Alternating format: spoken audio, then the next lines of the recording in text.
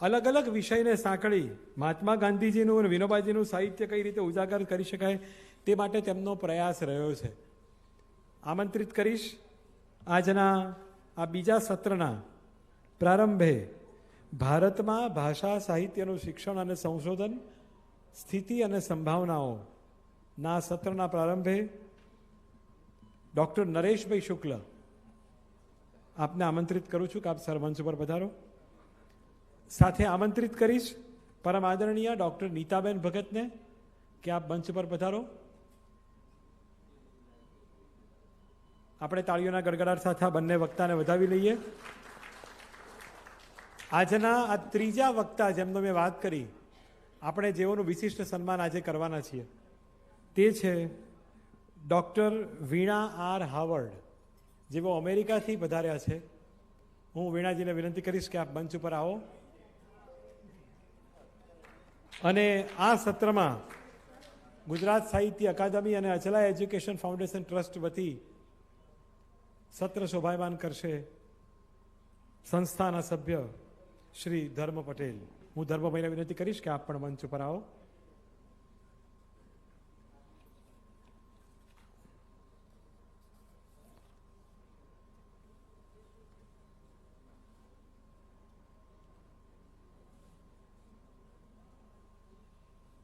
ધન્યવાદ. ગુજરાત સાહિત્ય અકાદમી અને અચલા education foundation ટ્રસ્ટના સંયુક્ત ઉપક્રમે આયોજિત આજના રાષ્ટ્રીય પરિસંવાદના આમ જોવા જઈએ તો પ્રથમ સત્ર કહેવાય, કારણ કે પહેલું સત્ર આપણે ઉદ્ઘાટન સત્ર ગણીએ અને એમાં બીજ વક્તવ્ય પણ થયું, એટલે આપણે બીજું સત્ર પણ કહી શકીએ. ગણિત મારો વિષય નથી એટલે આંકડાઓમાં પડવું નથી, કારણ કે આજે વાત ભાષાની કરવી છે. પણ અમારા સાહેબ આગળ બેઠા છે કહે છે કે છંદમાં ગણિત તો આવે જ છે ને. આપણે ભટ્ટ સાહેબ છે, હિતેશભાઈ પંડ્યા સાહેબ છે, એ તરત કાન પકડશે કે ભાઈ આપણે છંદમાં ગણિત તો છે જ. પણ આજનો ઉપક્રમ બહુ આનંદનો છે. આ ત્રણેય વક્તાઓ અલગ અલગ પ્રદેશમાંથી આવે છે. ડૉક્ટર નરેશભાઈ શુક્લ અધ્યાપન કાર્ય ગુજરાતી વિષય સાથે છેલ્લા 21 વર્ષથી ભાષા સાહિત્યની સેવા ક્ષેત્રે સંકળાયેલા છે. 14થી વધારે પુસ્તકોનું લેખન, સંપાદન, સંકલન તેમના માર્ગદર્શન, તેમના સાનિધ્યમાં થયું છે. હાલમાં ગુજરાતી વિભાગ વીર નર્મદ સાઉથ ગુજરાત યુનિવર્સિટીમાં તેઓ સેવારત છે. 60થી વધારે જેવા રિસર્ચ પેપરો તેમના માર્ગદર્શનમાં તેમણે પ્રકાશિત કર્યા છે, તેમણે આલેખ્યા છે. અનેક સેવા પ્રકલ્પો, સાહિત્યિક ઉપક્રમો, વ્યાખ્યાનો, કાર્યક્રમોમાં તેમની ઉપસ્થિતિ, વક્તા તરીકે, સંયોજક તરીકે, અનેક વિદ્યાર્થીઓના વિદ્યાર્થી તરીકેની તેમની માર્ગદર્શક તરીકેની તેમની સેવાઓ, એ બધું જો તપાસીએ તો એમના કામ ઉપર, એમના પ્રદાન ઉપર એક જુદો અલાયદો આપણે કાર્યક્રમ કરીએ ને એમાં એક વિષય ફાળવવો પડે, એટલું મોટું કામ એમણે કર્યું છે. અને આજે આપણા આમંત્રણને માન આપીને શુક્લ સાહેબ પધાર્યા છે. હું ગુજરાત સાહિત્ય અકાદમી અને અચલા એજ્યુકેશન ફાઉન્ડેશન ટ્રસ્ટ વતી સાહેબનું અભિવાદન કરવા શ્રી મિતેશભાઈ પરમારને વિનંતી કરીશ કે આપના વરદ હસ્તે ડૉક્ટર નરેશ શુક્લજીનું સન્માન સત્કાર થાય. અનેક સામાયિકોમાં તેમનું લેખન, સંકલન, લેખક તરીકે, વક્તા તરીકે, સંપાદક તરીકે, અનુવાદક તરીકે બહુમુખી પ્રતિભા સંપન્ન સર્જક ડૉક્ટર નરેશ શુક્લા. આપણે ખૂબ જોરદાર તાળીઓના ગડગડાટ સાથે આ વધાવી લઈએ.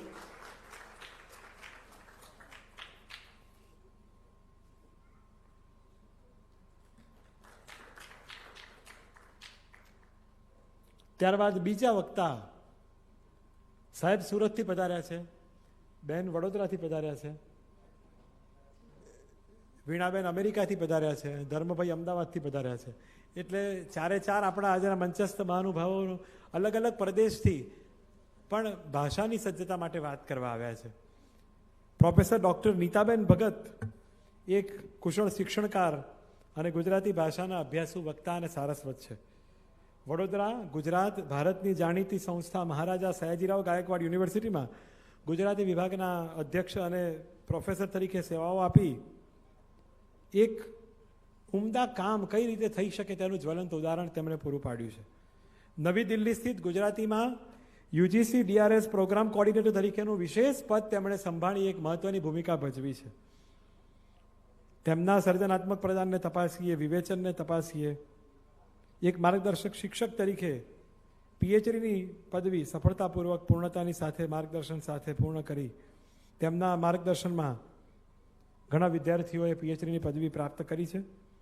ગુજરાતી સાહિત્યમાં વિદ્વતાપૂર્ણ પ્રવચનમાં નીતાબેનને યાદ કરીએ તો ઘણા બધા વિષયો સાથે તેમને જોડી શકાય.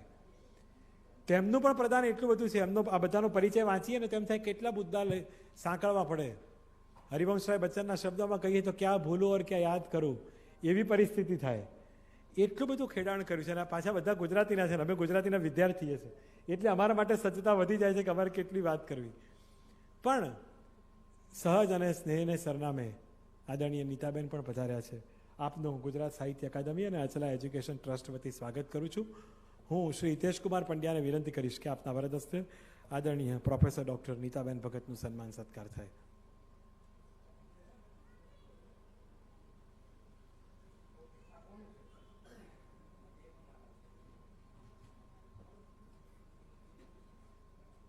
આપણે સૌ તાળીઓના ગડગડાટ સાથે આદરણીય નીતાબેનના સન્માનને વધાવી લઈએ.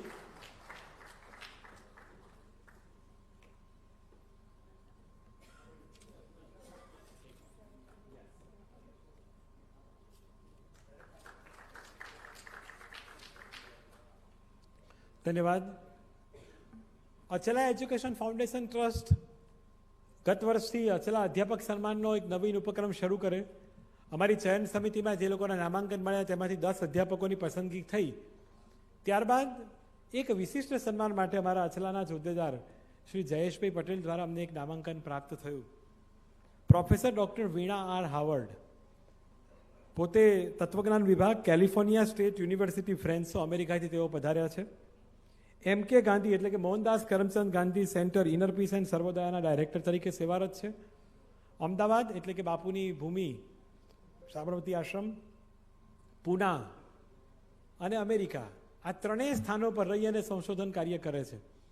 બાપુ પરત્વે એટલો બધો લગાવ છે. બાપુ અને બા એટલે કે ગાંધીજી અને કસ્તુરબા એના વિચારોને જીવનમાં કઈ રીતે સાંકળી શકાય એ માટે સતત તેઓ પ્રયત્નશીલ છે. એમના એક સંશોધન કાર્ય માટે અત્યારે તેઓ અહીં પધાર્યા છે અને અમારા આમંત્રણને માન આપીને વિષયને અનુરૂપ જ પણ ભાષાની સજ્જતા વિદેશમાં કઈ રીતે સાંકળી શકાય તે વિષયને વાત કરવા માટે આજે તેઓ આપણી વચ્ચે ઉપસ્થિત થયા છે. પ્રોફેસર વીણાબેનના સન્માન માટે હું શીતલબેનને વિનંતી કરીશ. મફતભાઈ સાહેબની એક સોનેરી સિદ્ધિઓમાંની એક સિદ્ધિ એટલે દાદાની દીકરીઓ. મફતભાઈનું એક પુસ્તક છે દાદાની દીકરીઓ. એમાં એમણે જે દીકરીઓને ભણાવી ગણાવી તૈયાર કરી સજ્જ કરી એવી દીકરીઓમાંની એક દીકરી કુમારી શીતલબેન, એ ઓસ્ટ્રેલિયા છે અને 7 દરિયા પારથી આજે અહીં પધાર્યા છે. તો હું શીતલબેનને વિનંતી કરીશ કે અચલાના પ્રતિનિધિ તરીકે આપ પ્રોફેસર વીણા મેડમનું સન્માન સત્કાર કરો. આપણે તાળીઓના ગડગડાટ સાથે વીણાબેનને વધાવી લઈએ. એમને ગુજરાતી પણ સારું આવડે છે અને હિન્દી પણ આવડે છે અને ફાંકડું ઇંગ્લિશ બોલી શકે છે. ધન્યવાદ. આ સભામાં અચલા એજ્યુકેશન ફાઉન્ડેશન ટ્રસ્ટ અને ગુજરાત સાહિત્ય અકાદમી વતી જેવો વિશેષ ઉપસ્થિત છે, મેં આ પૂર્વના સત્રમાં જેમ કહ્યું તેમ ડૉક્ટર મફતભાઈ પટેલ અને શ્રીમતી આનંદીબેન પટેલ બંને શિક્ષણ, સાહિત્ય, જાહેર જીવનના સમર્પિત વ્યક્તિત્વો અને તેમના પરિવારનો વડલો અને વડલાની વડવાઈઓમાં આપણે સામાન્ય રીતે શું છે, વારસામાં ગુજરાતીઓ બધા વારસા માટે અને સંપત્તિ વારસા માટે બહુ જાણીતા છે કે આ વારસો કોને આપશે. પણ મફતભાઈના વારસાનો વૈભવ, એમના જ્ઞાન વારસો, એમનો સાહિત્યિક વારસો જેમણે સામેથી લઈ અને આ પરંપરાને ઉજાગર કરવાનું કામ કર્યું છે, તેવા ડૉક્ટર મફતભાઈ પટેલના પૌત્ર શ્રી ધર્મ શ્વેતાંગ પટેલ આપણી વચ્ચે ઉપસ્થિત છે. હું તેઓ ધર્મભાઈનું પણ અભિવાદન કરીશ. હું જયેશભાઈ રાવલને વિનંતી કરીશ કે આપના વરદ હસ્તે ધર્મભાઈનું સન્માન સત્કાર થાય. નવી પેઢી, નવો વિચાર કઈ રીતે જોડાઈ શકે તે માટે સતત ધર્મભાઈનું પણ માર્ગદર્શન અમને મળતું રહે છે. સ્વાગત. ધન્યવાદ. અને હવે એક પણ ક્ષણનો વિલંબ નથી કરવો, કારણ કે આપણી પાસે 3 સુજ્ઞ વક્તાઓ છે. સર્વપ્રથમ આદરણીય નીતાબેનને વિનંતી કરીશ કે પ્રસંગોચિત વિષયને અનુરૂપ માર્ગદર્શન આપે, આપણને સૌને વિષયની વધુ નજીક લઈ જાય, એમના જ્ઞાનનો, એમના આપણને અનુભવનો એક સરસ સુંદર રસલાણ કરાવી વિષય સમજવા માટે અમને માર્ગદર્શન આપો. આદરણીય ડૉક્ટર નીતાબેન ભગત.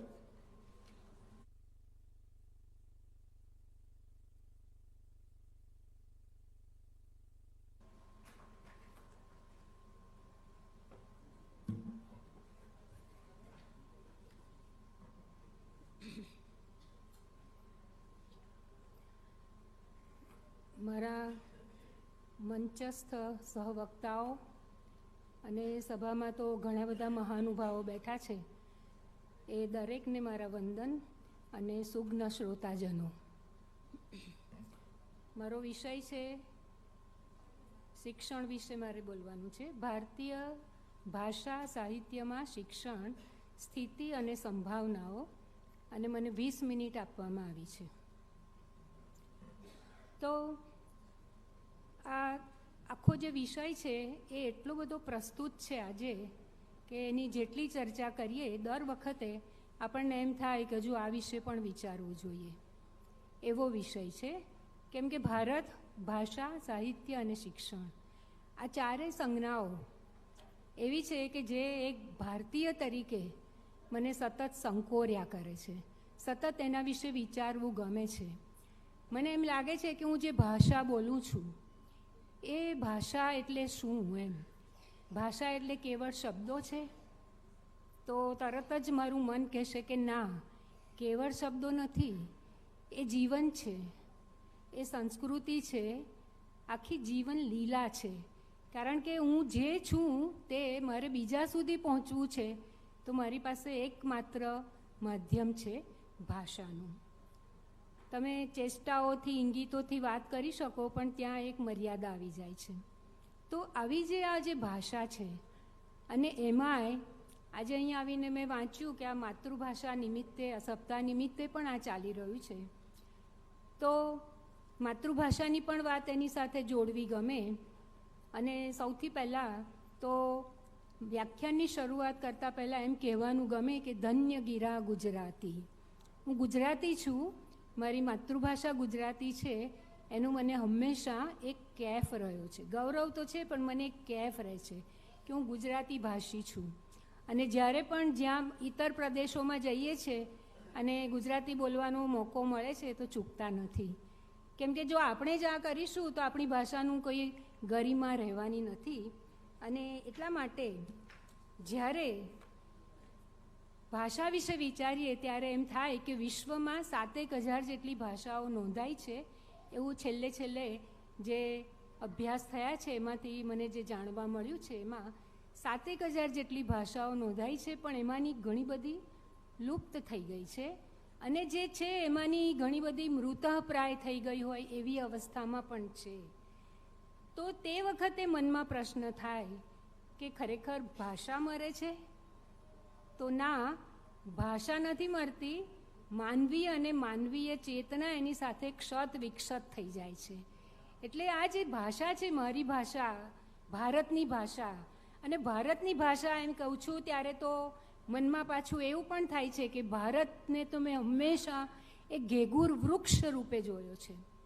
એ એવું ઘેઘૂર વૃક્ષ છે કે એમાં એટલા બધા ધર્મો, એટલી બધી ભાષાઓ, એટલી બધી સંસ્કૃતિઓ છે, એની એટલી બધી ડાળી પર્ણો છે, અને એનો આખો જે વિશાળ ગુંફ છે, જે અમારું વડોદરા શહેરની ઓળખ છે, એવું વટવૃક્ષ, એવું ઘેઘૂર વૃક્ષ મને તો હંમેશા ભારત લાગ્યું છે.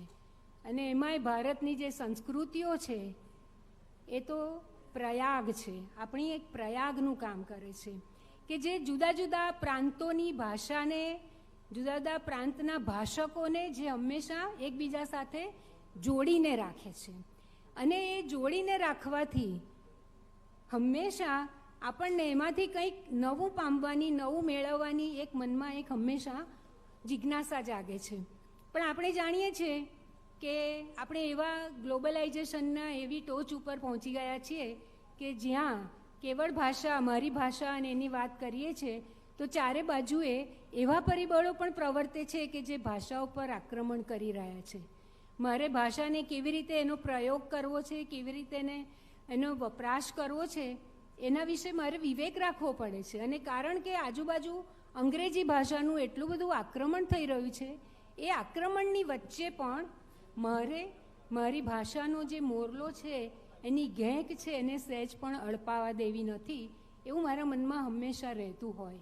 એટલે કે એક ભારતીય તરીકે, એક ગુજરાતી તરીકે હંમેશા આપણા મનમાં એવું રહે કે ના, જે ભાષા છે એ ભાષા એ મારી, કોઈ એવું પૂછે કે ગુજરાતી માણસ છે, એની માતૃભાષા ગુજરાતી, પણ ગુજરાતી શું કે માતૃભાષા શું છે, તો આજની પરિભાષામાં કેવું હોય તો હું એમ કહું કે ગુજરાતી ભાષકની, ગુજરાતી માતૃભાષા એનું DNA છે. એનું DNA છે કે જેમાં એને એ મળ્યું છે, અને જે મળ્યું છે એને આપણા કવિએ કહ્યું છે, મળી મને માતૃભાષા ગુજરાતી. હવે એને હળવાશથી તો આપણે લઈ ન શકીએ, કારણ કે એ તો આપણે નસીબદાર છે કે આપણને ગુજરાતી ભાષા મળી છે.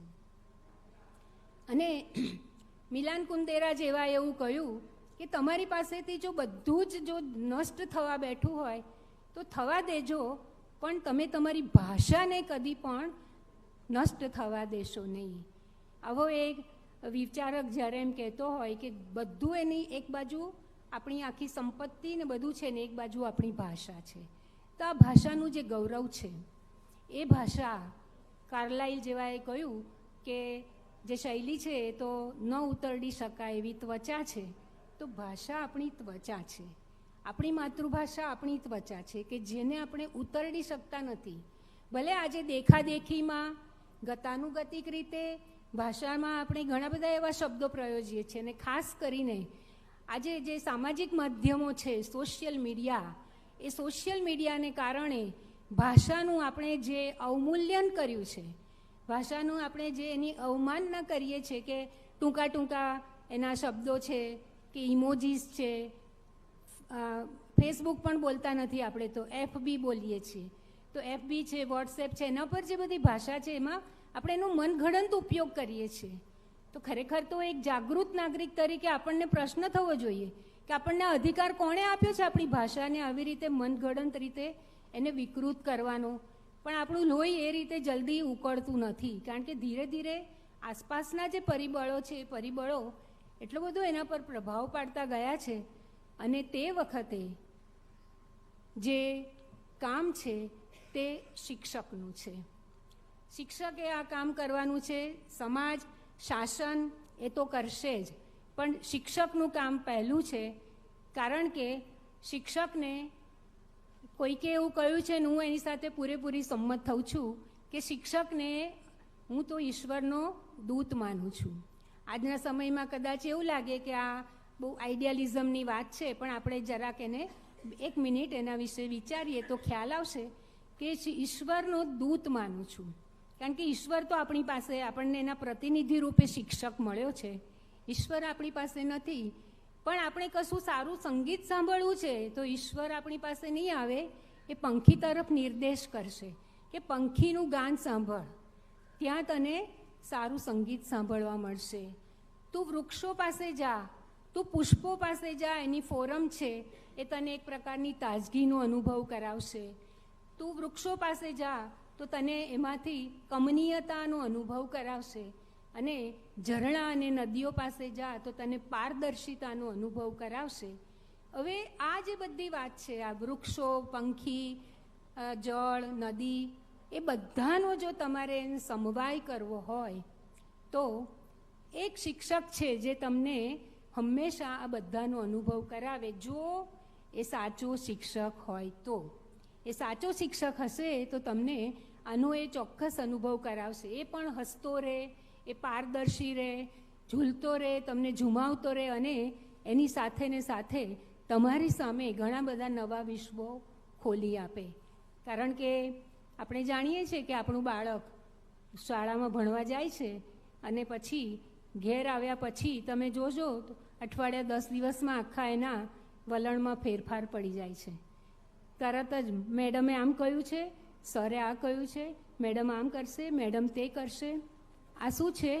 શિક્ષક સાથેનું એનું એક ઇનિશિએશન તૈયાર થતું જાય છે, એનો એક સંબંધ બંધાતો જાય છે. અને એવા શિક્ષક પાસે જો એ રહેશે તો કેવી રીતે એને ભણવું જોઈએ?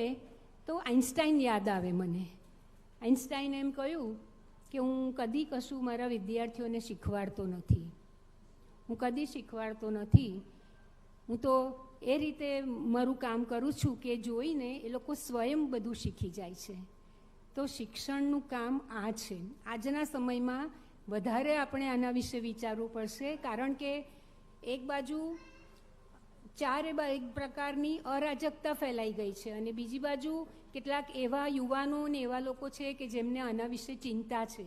જેમ કે આજે આપણે બધા ભેગા મળીને આના વિશે ચિંતન કરીએ છીએ. આટલા 140 કરોડમાં આપણે આટલા ભેગા થઈને ચિંતન કરીએ છીએ, એનો અર્થ જ એ છે કે હજુ કશું બહુ ખાડે ગયું નથી અને હજુ પણ ઘણી બધી શક્યતાઓ રહેલી છે. તો નવી શિક્ષણ નીતિ જ્યારે આવી અને નવી શિક્ષણ નીતિમાં જ્યારે માતૃભાષાના શિક્ષણ ઉપર ભાર મૂકવામાં આવ્યો ત્યારે આપણને એક આશા બંધાય છે કે હવે માતૃભાષામાં શિક્ષણ જે મેળવશે, પ્રાથમિક કક્ષાએ અને અન્ય સ્તરે પણ માતૃભાષામાં શિક્ષણ લેશે, તો એની સામે આપણો જે બધો ખજાનો છે એ એટલો મોટો ખજાનો છે આપણી પાસે, કહેવતોનો, રૂઢિપ્રયોગોનો, લોકોક્તિઓનો, બધી દ્રષ્ટાંત કથાઓનો એટલો બધો આપણી પાસે ખજાનો છે જેનાથી આપણો બાળક વંચિત રહી ગયો છે. અને એ બધું તમે અંગ્રેજીમાં અનુવાદ કરીને આપશો તો એને નહીં સમજાય.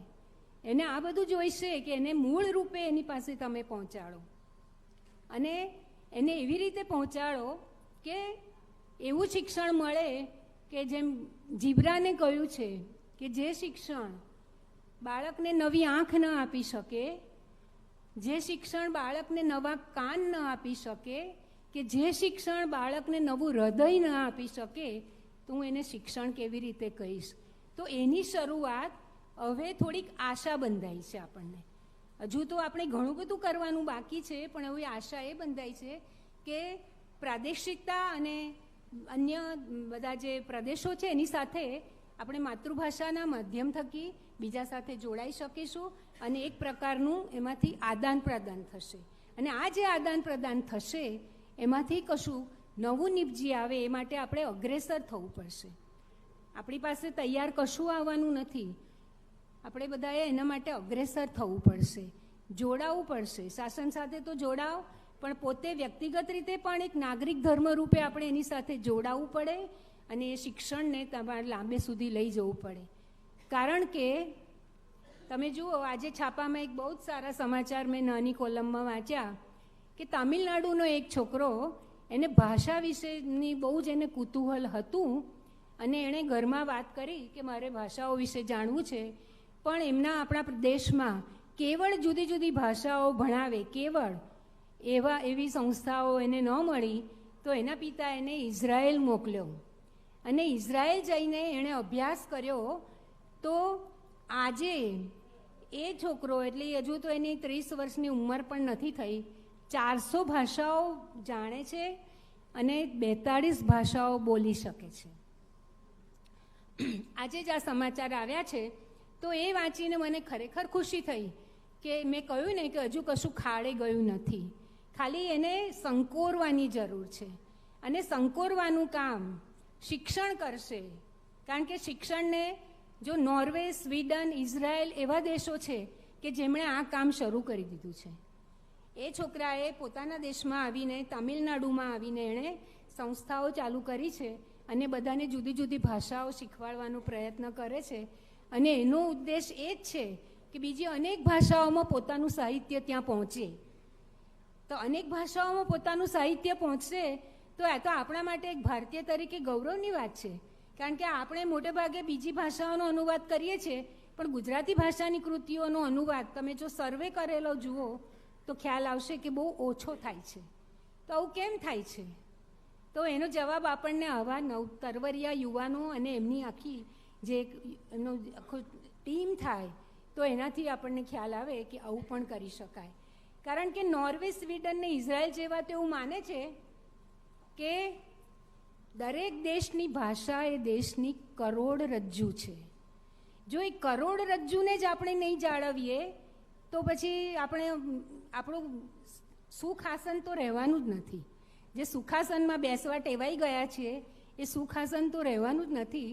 એટલે આપણે પણ એની સાથે અગ્રેસર થવાનું છે. એને માટે શું આ બધી સ્થિતિઓ છે, પણ સંભાવનાઓ વિશે આપણે વિચારવું પડે. કે જો સંભાવનાઓ વિશે વિચારીએ તો સૌથી પહેલાં મને પ્લેટો યાદ આવે છે. પ્લેટોએ એવું કહ્યું હતું, ગ્રીક ફિલસૂફ પ્લેટોએ એવું કહ્યું હતું કે તમે લશ્કર માટે ઓછું બજેટ ફાળવશો તો ચાલશે, પણ તમારે કેળવણી માટે વધારે બજેટ ફાળવવું પડશે.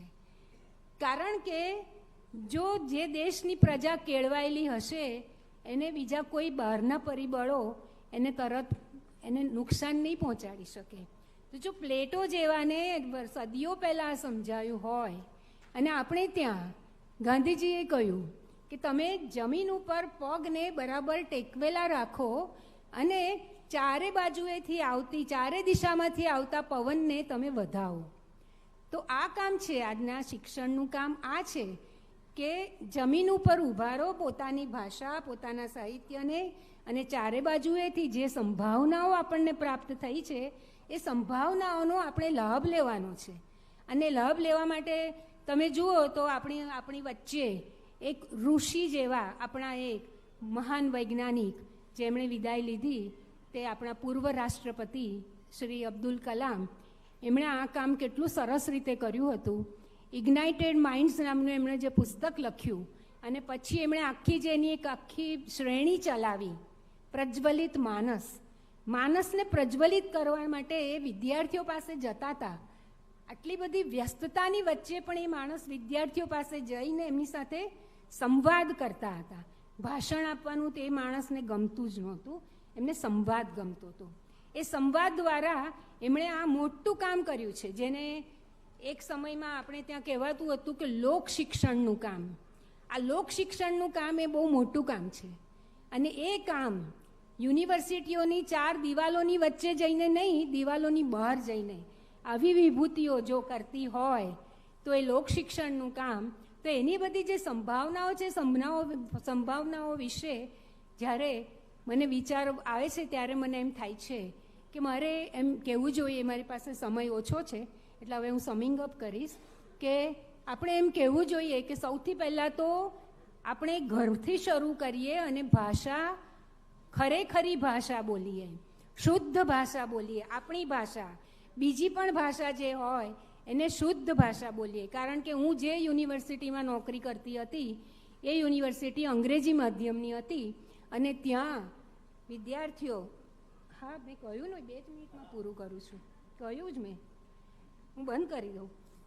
Thank you very much.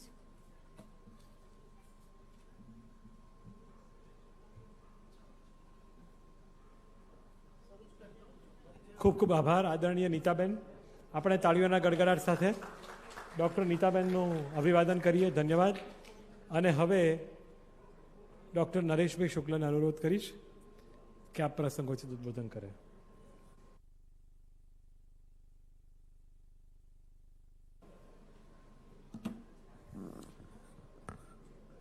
પહેલાં તો આયોજક સંસ્થાઓનો આભાર કે આ તમારા બધાની સમક્ષ વાત કરવાની તક આપી.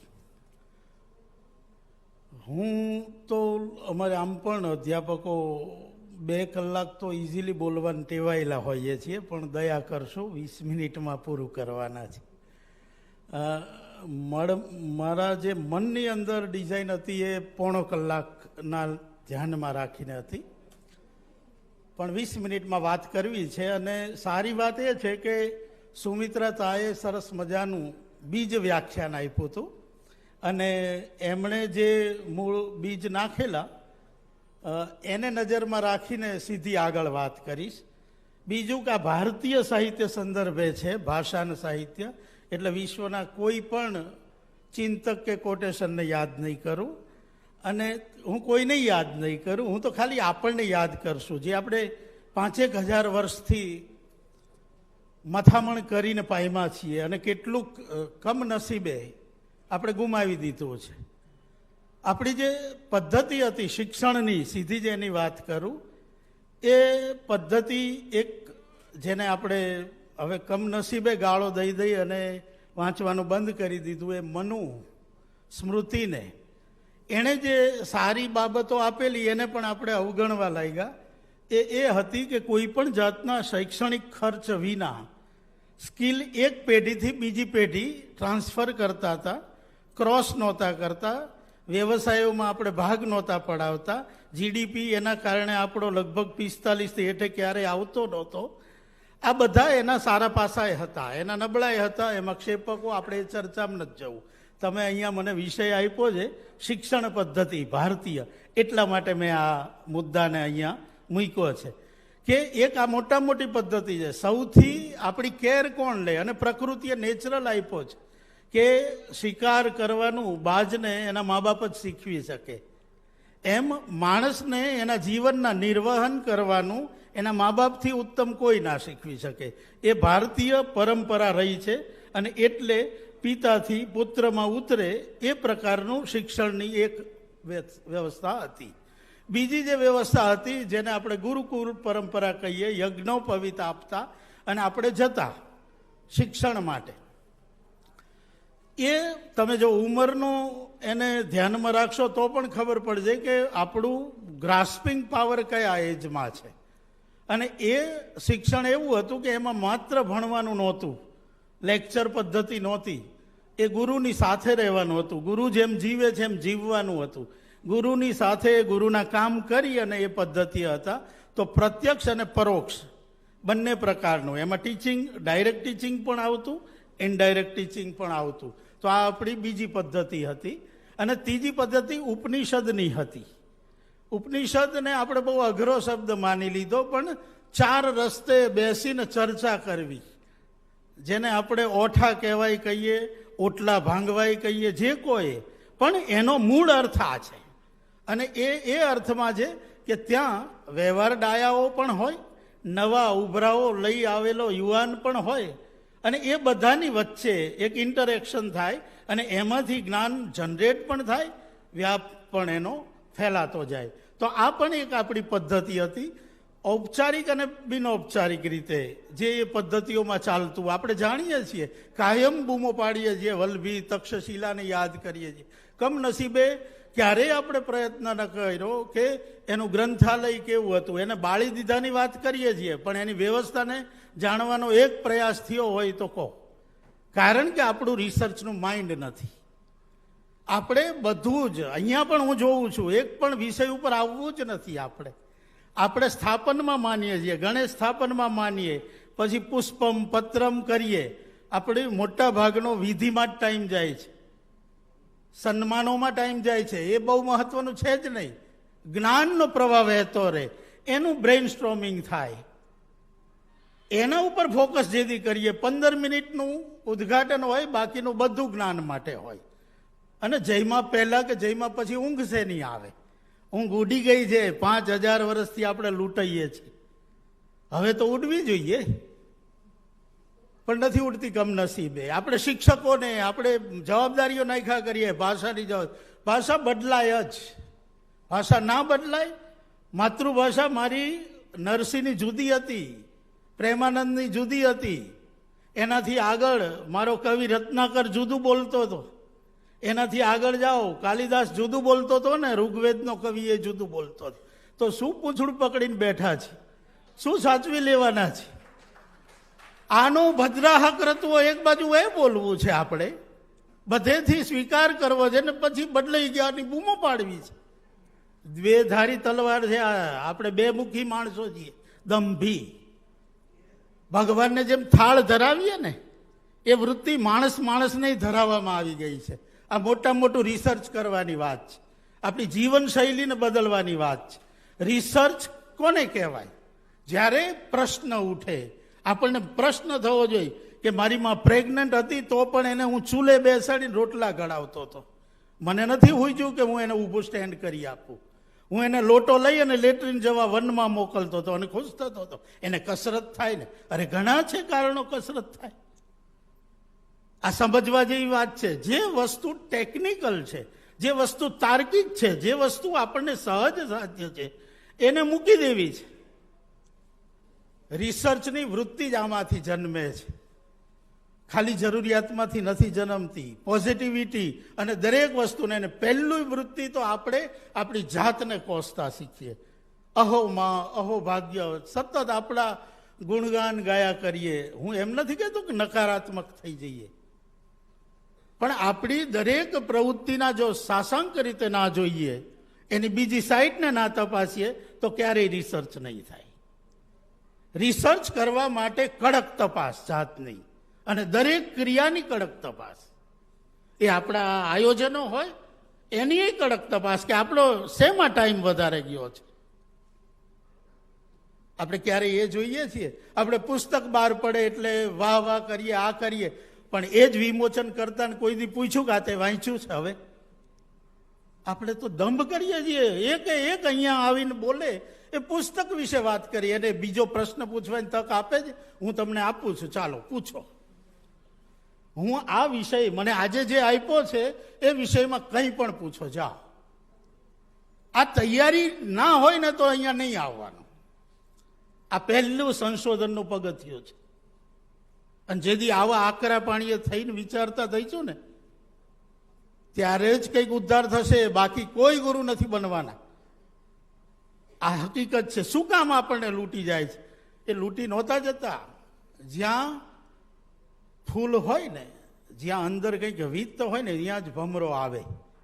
આપણી ભૂમિમાં એ વિત્ત છે, સદીઓથી છે. રુદ્રદામાં બીજી સદી સિક્કાઓ જુઓ છે, ગ્રીકના છે. એ જેની ઉપર જે લખ્યું છે બીજી સદીમાં ગ્રીકનો માણસ અહીંયા છે. ઈસવીસન પૂર્વે પંચતંત્રનું જે રૂપ મળે છે, ઓરિજિનલ તો ગાયબ છે, આપણને પહેલવીમાંથી મળ્યું. અને પહેલવી એટલે ઈરાનમાં.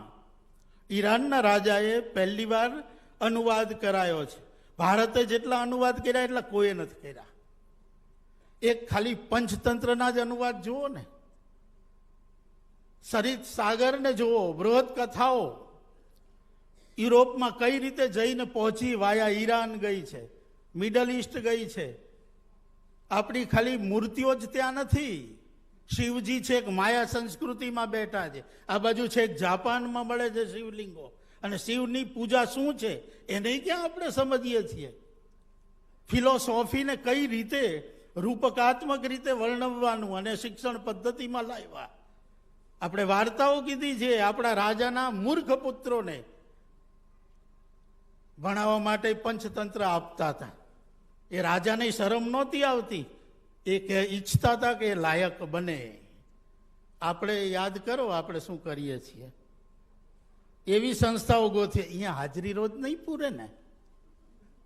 અરે મરી જાઓ ને, મા બાપ તરીકે મરી જાઓ ને, છોકરાઓની શું જરૂર છે?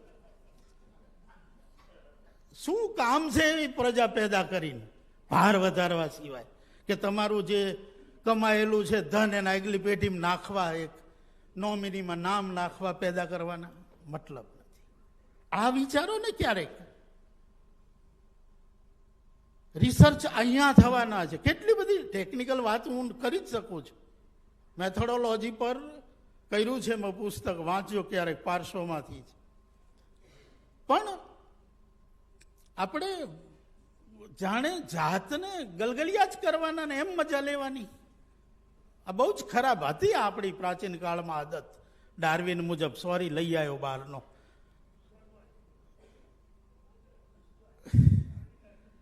કારણ કે આપણા મુજબ જુદું છે પાછું. એમાં જઈએ તોય આપણને ખબર પડે. એકોહમ બહુશ્યામી કરવા જાય છે. સુતાતા ને કેમ ડૂંટીમાંથી કમળ નીકળ્યું, આજ સુધી એ રૂપક સમજવાના પ્રયત્નો કેટલાય કર્યા. આપણે તો બ્રહ્માજી એ મજા આવી ગઈ. એ બ્રહ્મા શું છે, એ તત્વ શું છે, ધાર્મિક રીતે નથી તપાસવાની વાત. એકદમ રેશનલ રીતે આખી વાતને વિચારીએ, એ રૂપકને સમજીએ. કાલે જ કોઈક નાગદમન વિશે વાત કરતા હતા. નાગદમનને કુંડલીની વિદ્યામાં જુદી રીતે હોય, તંત્ર વિદ્યામાં જુદું હોય, અને આપણે ત્યાં લોક સ્વરૂપમાં જુદું હોય. તો આ ત્રણેય લેયરને સમજીએ છીએ કે ખાલી પ્રભાતિયા ગાઈને મજા કરીએ છીએ? હોય એ લેયર હોય. સામાન્ય પ્રજા જુદી વાત છે. અહીંયા બહાર જતા રોડ ઉપર જતો હોય અને ઊભો રાખીને હું નહીં કહું. અહીંયા તો શિક્ષકો બેઠા છે એટલે હું આ કહું છું. અને શિક્ષક શોધન નહીં કરે તો કોણ કરશે? શોધન કરવું એટલે જ સંશોધન છે. ધોવું, કપડાને કેવા ધબાધબ ધોઈએ છીએ, જો કે હવે એ નથી કરતા. તકલીફ અહીંયા છે. શોધન બધી જ વૃત્તિ જતી રહી. મંથનથી શરૂ થતું ઘર આપણું, દહીંને મથતી માં, એનું તો પ્રતિક વિસ્તરી અને છે ક્યાં પહોંચ્યું? મુંદ્રાચળ સુધી લઈ આવ્યા. ત્યાંથી તો આપણે મથી અને અમૃત સુધી પહોંચ્યું. એ રત્નોપાયમાં એ અશ્વિની કુમાર ક્યાં જન્મા હતા કોને ખબર છે? કેટલા એ કથાને જાણે છે. હરિશ્ચંદ્ર મૂળમાં તૈતરીયમાં કયા રૂપે આવ્યા છે? કે દેવીમાં જે દેવી ભાગવતમાં જે હરિશ્ચંદ્ર છે એ પછીના રૂપે ક્યાં છે? અત્યારના હરિશ્ચંદ્ર નથી, એ ઇન્દ્ર એ નથી. અદિતિના પુત્રોમાં સૌથી નાનો વિષ્ણુ આજે સૌથી મોટો થઈ ગયો. કયું કારણ? એમાં કયું પોલિટિક્સ છે? આમાં કયો ઇતિહાસ છુપાયેલો છે? આ બધાના સંશોધનો બાકી છે. આપણે તો વાર્તા રસ જ લઈએ છીએ એમાંથી. એક હતો રાજા, એને 2 માનીતી હતી ને 1 અણમાનીતી. આપણને મજા પડી ગઈ, આપણા જેવું જ છે અહીંયા. આનો જ આનંદ લઈએ છીએ આપણે. આ નથી. એ વૃત્તિઓની સાથે જોડાયા છે રૂપકો. આપણને કેટલું બધું કહે છે. એના સંશોધનો બાકી છે અને કમનસીબે આપણે એવા સંશોધનો થાય છે.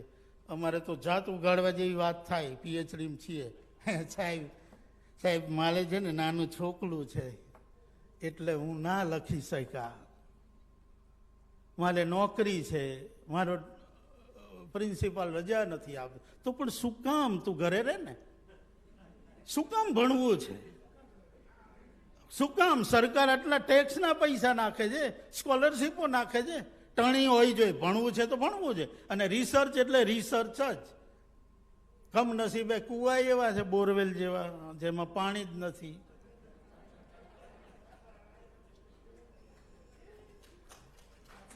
ગાઈડને જ નથી ખબર કે વોટ ઇઝ મેથોડોલોજી, કઈ રીતે જવાય, કોને નવો વિષય કહેવાય, શું નવું શોધવું છે. હરામ બરાબર આંધળો સસરો ને સરંગટ વહુ,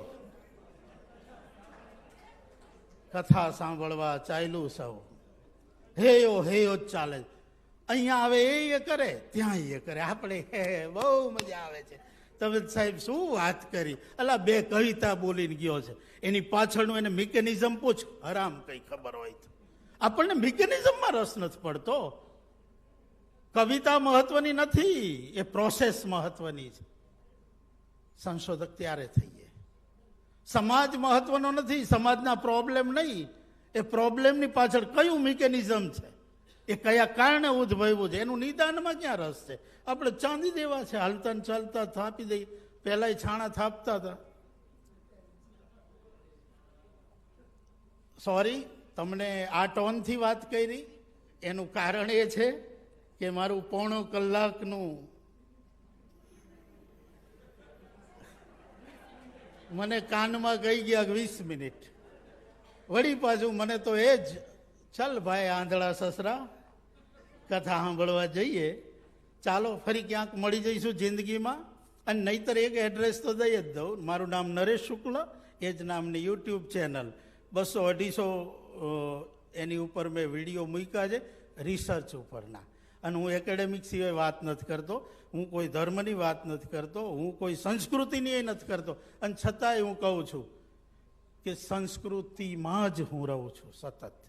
મારું બધું જ એનામય છે. એનું કારણ એ છે કે સાલું પાછળ જ્યારે નજર કરીએ ને 5000 વર્ષનું, ત્યારે એ બધા બૂમો પાડે છે કે સાલા અમને સાચા રૂપે બહાર તો લાવો. શું અમારી યારે મજાક કરો છો? તો આપણે એટલીસ્ટ મજાક કરવાનું બંધ કરીએ. અને આપણા જે મહાન પૂર્વજો છે, ખરા અર્થમાં મહાન છે.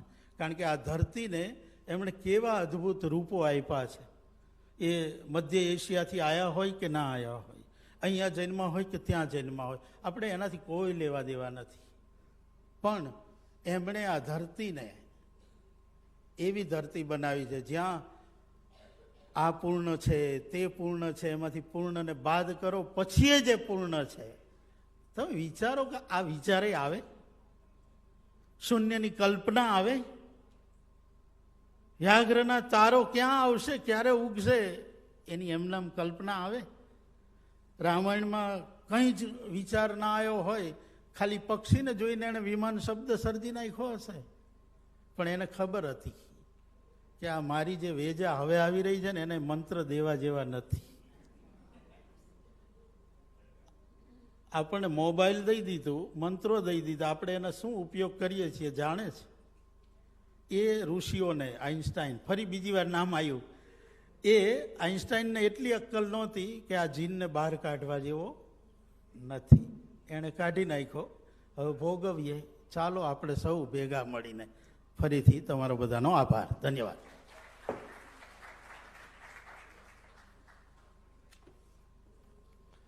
ખૂબ ખૂબ આભાર આદરણીય નરેશભાઈ. મંચ ઉપર ઉપસ્થિત ત્રણેય વક્તાઓ આપણા પરિવારના સ્વજન સમા છે અને તમે બધા અને હું, આપણે બધા એમને સાંભળવા માટે આવ્યા છીએ. પરિસંવાદનો સમય, પરિસંવાદનું માળખું અને આયોજન જ્યારે નક્કી કરીએ ત્યાંથી કાર્યક્રમ પૂર્ણ ના થાય ત્યાં સુધી ગડબડિયા ટેલિફોન જેવું થાય છે. મેં નીતાબેનને કાનમાં એક વાત કહી હોય, એ નરેશભાઈને કહે, નરેશભાઈ વીણાબેનને કહે, વીણાબેન ધર્મભાઈને કહે, ધર્મભાઈ બિસારિયાજીને કહે, એ અહીંયા દીપકભાઈને કહે, ત્યાંથી છેલ્લે પહોંચે ત્યારે આખી વાતને કંઈક જુદી જ રીતે રજૂ થઈ હોય. અમે લોકો સતત એના આયોજનમાં છીએ. આદરણીય સુમિત્રાતાઈને જવાનું થયું, એ કાર્યક્રમ, એ સત્ર થોડું આગળ પાછળ થયું. આ કાર્યક્રમમાં મહિમજીની અનુકૂળતા માટે થોડાક પ્રશ્નો છે, એટલે બધું જોતા અને સતત પાછળ એમના પોલીસના મિત્રો, એક અહીંયા સભા ચાલે છે, બીજી પાછળ સભા ચાલે છે, એટલે એ સભાને કારણે આ બધા માળખામાં કેટલાક ફેરફારો થઈ રહ્યા છે.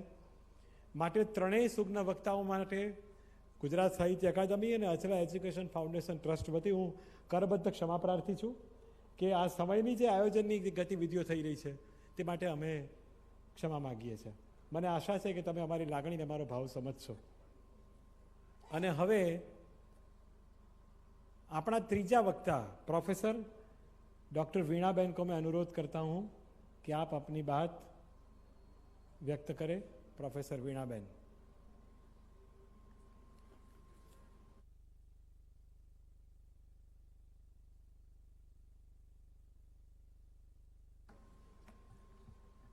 नमस्कार. मैं अत्यंत आभारी हूँ कि मुझे इतने सम्माननीय विद्वानों की सभा में मुझे आज आमंत्रित किया गया. मैं जयेश भाई को और दीदीची भाई को बहुत बहुत धन्यवाद देती हूँ. मैंने दुनिया में बहुत जगह पर लेक्चर दिए हैं, टॉक्स दिया है, यूरोप में, सिंगापुर में और सब जगह इंग्लिश में. यहाँ 30 साल के बाद मैं आपको हिंदी में बोलने का साहस कर रही हूँ, तो मैं नर्वस हूँ बहुत आपसे. तो इसलिए मैं गुरु वंदना से शुरू करना चाहती हूँ. आप मुझे अलाउ करेंगे क्योंकि मुझे सहायता चाहिए गुरु की इस समय. गुरुर् ब्रह्मा गुरुर्विष्णु गुरुर्देवो महेश्वरा गुरुर् साक्षात् परब्रह्मा तस्मै श्री गुरुवे नमः. तस्मै श्री गुरुवे नमः. So I want to, मैं सब अपने गुरुओं को प्रणाम करती हूँ जो उन्होंने मुझे भारत में सिखाया, अमेरिका में सिखाया और इंग्लैंड में सिखाया. मैं पिछले 20 और 25 साल से अमेरिका में शिक्षण कार्य कर रही हूँ और रिसर्च भी कर रही हूँ. आपको समझ आ रहा है मेरा? Okay good. क्योंकि लंच के बाद थोड़ा मुश्किल हो जाता है ना. So it's okay. उनका बहुत हास्य था, मुझे 60% समझ में आया लेकिन 40% नहीं समझ में आया, तो उनसे बाद में पूछूंगी वो क्या जोक बता रहे थे आपको. क्योंकि जोक अपनी भाषा में ही होता है, जोक दूसरों की भाषा में नहीं होता। तो मैं हिंदी और पंजाबी भाषाएं बोलते हुए अपना बचपन बिताया। मेरी हिंदी पहले बहुत अच्छी थी, तो जब मैं अमेरिका गई तो मैं पहले हिंदी में लिखती थी, फिर इंग्लिश में ट्रांसलेट करती थी। अब मैं इंग्लिश में लिखती हूँ, फिर हिंदी में ट्रांसलेट करती हूँ, उल्टा हो गया। तो भाषा बहुत अनोखी चीज़ है। मैंने संस्कृत का भी अध्ययन किया और फिलॉसफी दर्शन शास्त्र में मेरी मास्टर्स की डिग्री भी भारत से है। लेकिन अब मेरी हिंदी थोड़ी कमज़ोर हो गई है। समझ बहुत अच्छा है, पढ़ती रोज़ हूँ हिंदी, रोज़ संस्कृत, अभी प्राकृत सीख रही हूँ, अभी गुजराती सीख रही हूँ, क्योंकि भाषाएं बहुत ज़रूरी हैं स्कॉलरशिप के लिए, रिसर्च के लिए। लेकिन हिंदी बोलने का अवसर ज़्यादा नहीं मिलता, इसलिए थोड़ा लड़खड़ा जाते हैं, क्योंकि जिसकी प्रैक्टिस नहीं होती तो फिर आप ठीक से बोल नहीं पाते हैं। भारतीय भाषाओं में साहित्य की शिक्षा और संशोधन, तो संशोधन का मैंने इंग्लिश में ट्रांसलेट करने की कोशिश की। तो क्या होता है इंग्लिश में वर्ड संशोधन का, आप बताइए। मोर देन रिसर्च, रिसर्च तो है, इससे भी ज़्यादा है। इससे कमेंटरी, इस व्याख्यान, इससे डीपर उसके गहरे जो है मीनिंग्स, उनको निकालना संशोधन होता है। जो क्योंकि ये शब्द आए हैं शुद्धता से, उसको कैसे प्योरीफाई किया जाए, कैसे उसमें से ज्ञान को निकाला जाए। तो ये मेरा ज़िंदगी का प्रोजेक्ट है कि हर जो भी भारत की ज्ञान को मैं पढ़ती हूँ उसका कैसे संशोधन किया जाए। ये विषय इसलिए महत्वपूर्ण है क्योंकि हम किसी साहित्य का अध्ययन, शिक्षण या शोध कर रहे होते हैं तो हमेशा उसके लिए इंटरप्रिटेशन की आवश्यकता होती है, उसको हम अपने ढंग से लिखते हैं। तो भगवत गीता जो हमारी पुस्तक है उसकी सैकड़ों कमेंटरीज हैं। क्यों? 700 श्लोक हैं, ज्ञान बस पढ़ लीजिए, छोटा छोटा मीनिंग, हजारों कमेंटरीज हैं। रोज हर साल अमेरिका में एक नई भगवत गीता की कमेंटरी आती है, क्योंकि वो नए एंगल से, नए तरह से हम साहित्य को देखते हैं। गांधी जी ने एक बार कहा था कि विद्यालयों में शिक्षा मातृभाषा से देनी चाहिए, मातृभाषा से देनी चाहिए, क्योंकि मातृभाषा हमारी आत्मा का प्रतिबिंब है। मुझे ये शब्द बहुत अच्छे लगते हैं कि मातृभाषा आत्मा का प्रतिबिंब है, क्योंकि जो माँ बोलती है बचपन में वो मातृभाषा है। जब हम सीखते हैं 1 साल के होके, 2 साल के होके, वो मातृभाषा है। तो बाकी भाषाएं जो भी इंग्लिश सीखी वो मातृभाषा नहीं है, क्योंकि वो जिसमें प्रेम आता है उस भाषा में, वो माता की भाषा है, इसलिए उसको माता भाषा बोलते हैं कि माँ ने सिखाई, पापा ने सिखाई।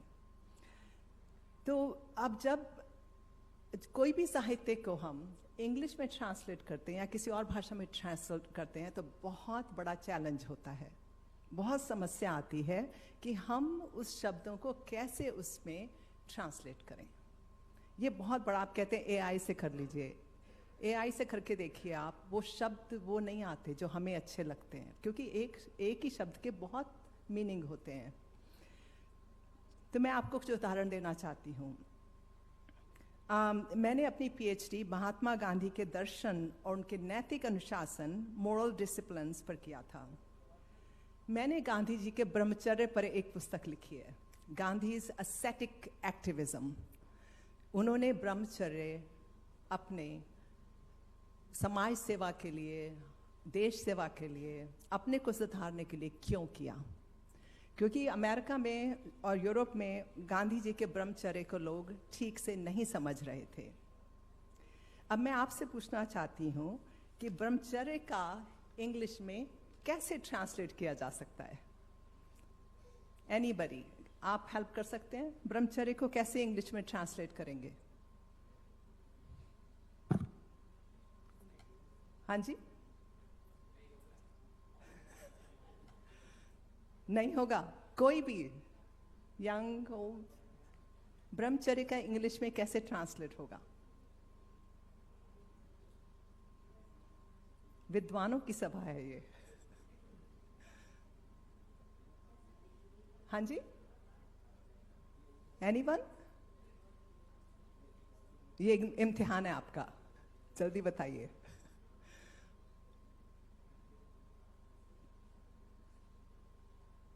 नहीं पता? हाँ जी, एस्थेटिक,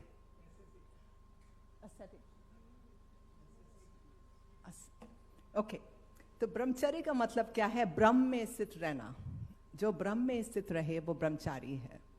अब हम इसको कैसे, जैसे आप चुप हैं सब, वैसे ही वहाँ के विद्वान ब्रह्मचर्य का ट्रांसलेट सिलेबसी, सेक्सुअल कंट्रोल इस तरह से करते हैं। तो लेकिन डीप मीनिंग उसका है जो ब्रह्म में चर्या है जिसकी। अब पहले ब्रह्म को समझाना पड़ेगा, फिर उसके सारे डिसिप्लिन को, तभी इसलिए एक किताब पूरी हो गई। शुरू की थी एक चैप्टर से और इतनी बड़ी किताब हो गई, एक एक मीनिंग उसका समझाने में। इसको समझाने के लिए आध्यात्मिक, सामाजिक, दार्शनिक और सांस्कृतिक अर्थों का पूरा संभालना चाहिए, पूरा समझाना चाहिए, एक तरफ से नहीं, हर एंगल से उसको दिखाने के लिए। तभी हम समझ सकते हैं कि ब्रह्मचर्य का क्या मतलब है। इसी अवधारणा के लिए मैंने एक पूरी पूर्ण पुस्तक लिखी, जिसमें मैंने योग सूत्र, उपनिषद, जैन, बौद्ध और सब ग्रंथों का संदर्भ लिया। साथ ही मैंने गांधी जी के खुद के लेखन का विश्लेषण किया और उन्होंने इस अभ्यास की किस तरह से पुनर्व्याख्या की, जो कि इस भारत की सेवा और नैतिक शक्ति प्राप्त करने के लिए उपयोग किया।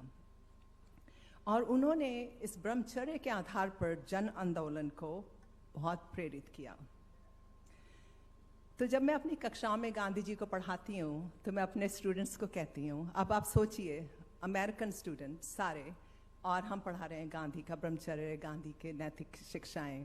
तो मैं उनसे कहती हूँ, एक हफ्ते आप एक्सपेरिमेंट कीजिए, प्रयोग कीजिए, एक भी गांधी की शिक्षा का, चाहे आप उपवास कीजिए, चाहे झूठ नहीं बोलिए, चोरी नहीं करिए, चोरी बहुत हर तरह की होती है।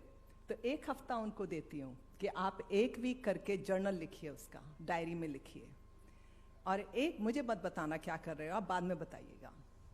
और एक हफ्ते के बाद जो स्टूडेंट्स में परिवर्तन आता है वो देखने योग्य है, जीवन बदल जाता है उनका एक हफ्ते के अंदर, ये सब अमेरिकन होते हुए भी। तो ये है हमारे साहित्य, हमारे जो उदाहरण हैं उनकी universal knowledge what they had. और मैं भारत के धर्म भी वहाँ अमेरिका में पढ़ाती हूँ, हिंदू, जैन, बौद्ध, सिख धर्म को वहाँ पढ़ाती हूँ। ये कहते हैं धर्मा ट्रेडिशंस, कल धर्मा ट्रेडिशंस। अब हम धर्म को ट्रांसलेट करें वो भी मुश्किल है, राइट? अब धर्म कैसे, अगर रिलीजन करें तो एनफ नहीं है ना। रिलीजन क्या मतलब हुआ इसका?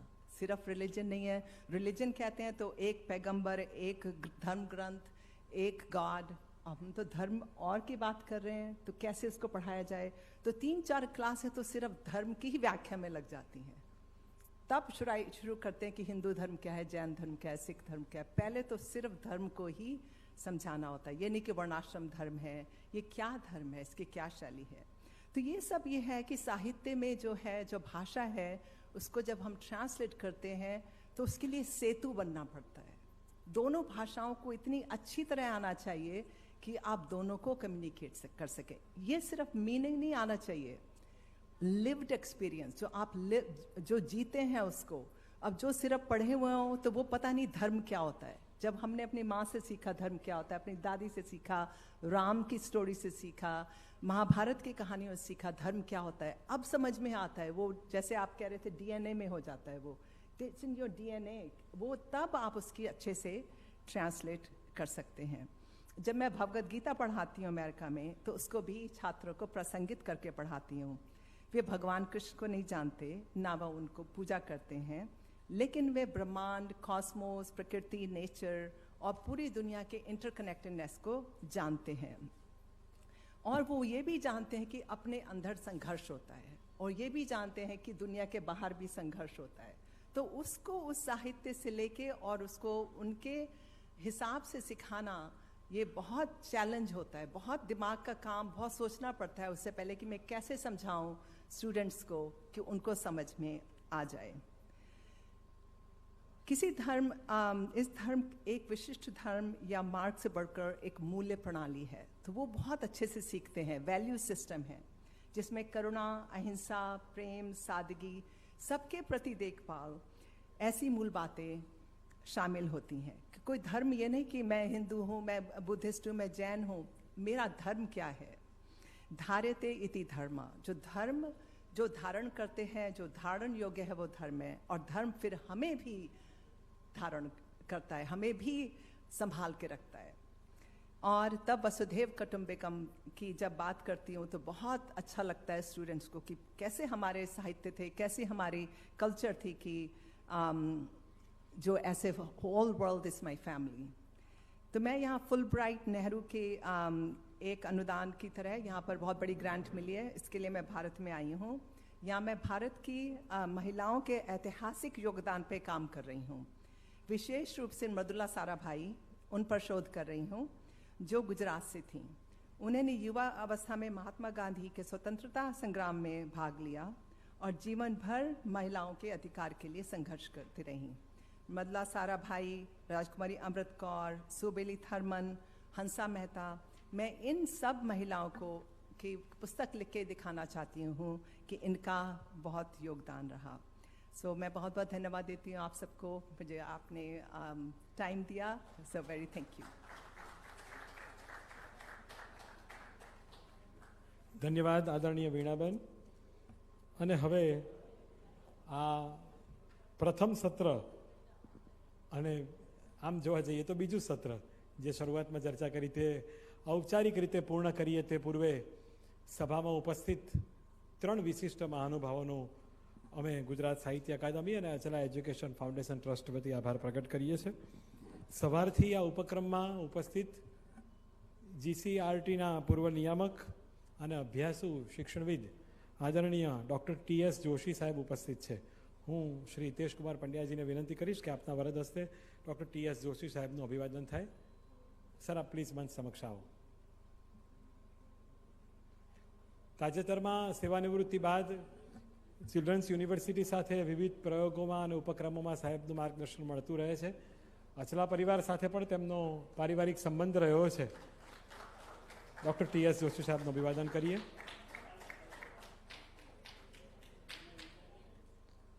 ત્યારબાદ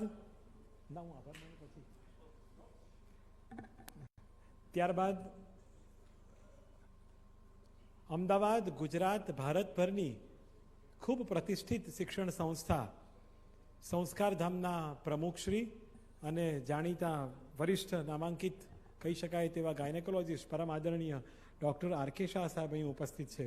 હું મિતેશભાઈ પરમારને વિનંતી કરીશ કે આપના વરદ હસ્તે પરમ આદરણીય ડૉક્ટર RK શાહ સાહેબનું તેમના સ્થાન પર જ અભિવાદન સત્કાર સન્માન થાય.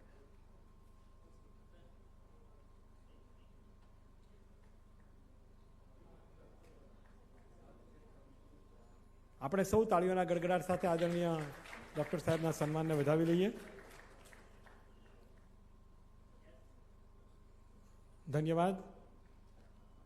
અને સવારે જે વિષયની ચર્ચા કરી અને આના પછીના સત્રમાં આપણે જે અધ્યાપકોને સન્માનિત કરવાના છીએ, જે 10 PhD સ્કોલર્સને આપણે અભિવાદિત કરવાના છીએ, તે 10 પૈકી 5 વિષયો છે. એમાંથી 4 વિષયના તજજ્ઞોનું આપણે સવારે સન્માન કર્યું. એમાંના એક વિષયના તજજ્ઞ, શિક્ષણ વિભાગના તજજ્ઞ તરીકે જેમણે સેવાઓ આપી છે તે ડૉક્ટર ઇન્ટાઝ મલિક આપણી વચ્ચે ઉપસ્થિત છે. LJ યુનિવર્સિટીમાં તત્વજ્ઞાન વિભાગના વિભાગ અધ્યક્ષ અને ઇન્કમટેક્સ વિભાગમાં ઘણી મોટી સેવાઓ પરથી તેઓ સેવાનિવૃત્ત થયા. અંગ્રેજીના અધ્યાપક, અંગ્રેજી વિષયના સલાહકાર, અંગ્રેજી વ્યાકરણ અને ભાષા સાહિત્યના એક અદના સેવક અને સમર્પિત ઉપાસક કહી શકાય તેવા ડૉક્ટર ઇન્ટાઝ મલિક સાહેબ ઉપસ્થિત છે. હું હિતેશભાઈ પટેલને વિનંતી કરીશ અચલા પરિવાર વતી હિતેશભાઈ પટેલ સાહેબનું સન્માન કરે. ડૉક્ટર મફતભાઈ પટેલ સાહેબ એમને ખેસથી અભિવાદિત કરે. ડૉક્ટર મફતભાઈ પટેલ સાહેબને વિનંતી કરીશ કે ડૉક્ટર મલિક સાહેબને ખેસ દ્વારા અભિવાદિત કરો અને તેમને આશીર્વાદ આપો કે હજુ ઘણા અનુવાદો તમારી પાસેથી અમારે જોઈએ છે. ગુજરાતીમાંથી અંગ્રેજીમાં અનુવાદ કરવાની ઘણું મોટું કામ ડૉક્ટર સાહેબ દ્વારા થઈ રહ્યું છે. ધન્યવાદ, આભાર. અને હવે આજનું આ રાષ્ટ્રીય પરિસંવાદ ભારતમાં ભાષા સાહિત્યનું શિક્ષણ અને સંશોધન સ્થિતિ અને સંભાવનાઓનું પ્રથમ સત્ર ઔપચારિક રીતે આપણે પૂર્ણ કરીએ. ગુજરાત સાહિત્ય અકાદમી અને અચલા એજ્યુકેશન ફાઉન્ડેશન ટ્રસ્ટ વતી આપણા બંને અને આમ તો ત્રણેય આકસ્મિક વક્તા તરીકે વીણાબેન જોડાયા, અમારા માટે આનંદનો વિષય છે. ડૉક્ટર નરેશભાઈ શુક્લ, આદરણીય ડૉક્ટર નીતાબેન ભગત, પ્રોફેસર ડૉક્ટર વીણાબેન અને વિશેષ ઉપસ્થિત રહેનાર સંસ્થાના સદસ્ય શ્રી ધર્મભાઈ પટેલનો અમે અંતઃકરણપૂર્વક આભાર પ્રગટ કરીએ છીએ. ધન્યવાદ. ત્રણેય મહાનુભાવોને અનુરોધ કરીશ કે આપ મંચની પ્રથમ હરોળમાં આપનું સ્થાન શોભાવો.